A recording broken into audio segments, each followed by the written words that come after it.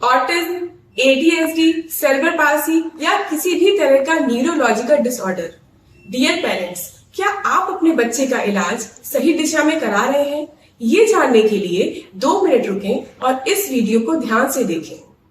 सबसे पहले आप अपने बच्चे की MRI रिपोर्ट को ठीक से देखें और चेक करें कि उसमें इनमें से कोई शक तो नहीं है।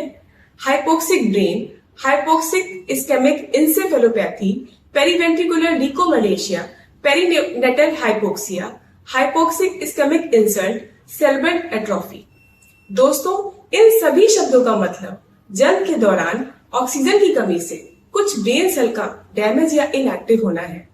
डियर पेरेंट्स, यदि ये शब्द आपके बच्चे की MRI रिपोर्ट में है तो आपको सजग होना होगा, जागरूक होना होगा और समझना होगा कि जो भी इलाज या थेरेपी आप करा रहे हैं, ये इलाज या थेरेपी ऑक्सीजन की कमी से हुए डैमेज या इनएक्टिव ब्रेन सेल को कैसे ठीक कर सकते हैं।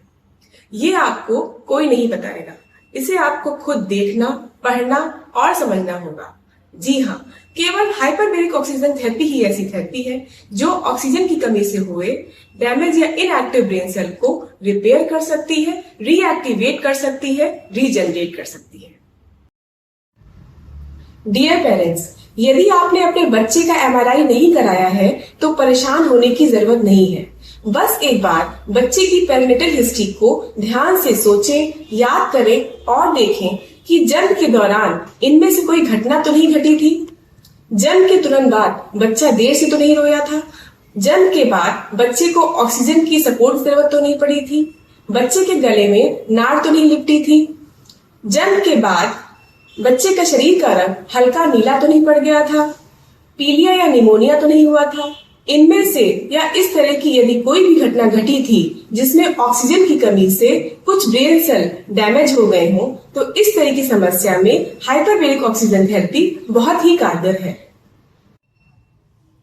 आइए अब समझते हैं अभी तक उपलब्ध अन्य थेरेपी व इलाज जैसे speech therapy, physiotherapy, occupational therapy, special education, ABA therapy आदि व हाइपरबेरिक ऑक्सीजन थेरेपी में क्या डिफरेंस है, क्यों SBOT थेरेपी अधिक प्रभावशाली है। बेसिक अंतर इनके कार्य करने के सिद्धांत में छिपा हुआ है। अन्य थेरेपी में ये मान लिया जाता है कि जो ब्रेन सेल डैमेज हो चुके हैं उन्हें रिपेयर नहीं किया जा सकता है।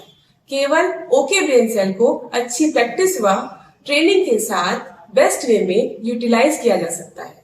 जबकि हाइपरबेरिक ऑक्सीजन थेरेपी इस सिद्धांत पर कार्य करती है कि यदि डैमेज ब्रेन सेल एरिया में प्रचुर मात्रा में ऑक्सीजन पहुंचा दिया जाए तो डैमेज ब्रेन सेल में से कुछ ब्रेन सेल रीएक्टिवेट हो जाते हैं, रीजनरेट हो जाते हैं और यही रीएक्टिवेट ब्रेन सेल SBOT की सफलता का राज है।